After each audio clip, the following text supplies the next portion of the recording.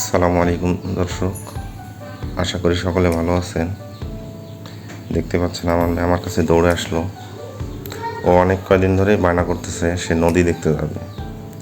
তো আমাদের দিনাজপুরে আশেপাশে সেরকম কোথাও তেমন কোনো নদী নাই। তোকে নিয়ে গেছিলাম আজকে আমাদের দিনাজপুর মোহনপুরের রাবার গ্রামে। আর প্রথমেই ক্ষমা চেয়ে নিচ্ছি দর্শক, এটা আমার ফার্স্ট টাইম ভিডিও বা ফার্স্ট টাইম ভয়েস দিচ্ছি। তো আপনারা দেখতে পাচ্ছেন আমাদের দিনাজপুরের রাবার ড্রাম, এদিকে কিন্তু পানি একটু কম। এদিকে পানি কম থাকার কারণ হচ্ছে যে মাঝখানে যে রাবারটা থাকে এটাতে হাওয়া দেয়, হাওয়া দিলে অপোজিট পাশে যে পানিটা দেখতে পাচ্ছেন আপনারা, এই পাশে এক সাইডে বেশি পানি, এক সাইডে কম পানি, মাঝখানে কিন্তু এটা রাবার। এই রাবারটাতে হাওয়া দিলেই পানিটা ফুলে ওঠে, হাওয়াটা দিলেই পানিটা এক সাইডে ফুলে ওঠে। তখন এক সাইডে পানি বেশি দেখা যায়, এক সাইডে কম দেখা যায়। আর কিন্তু অনেক সুন্দর লাগতেছে।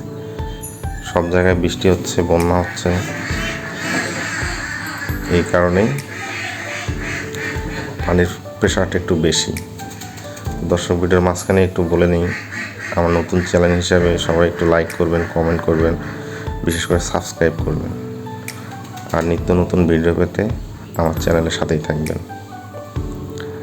তো আশা করি আপনাদের ভিডিওটা ভালো লাগবে। দিনাজপুরের মোহনপুরের রাবার ড্রাম।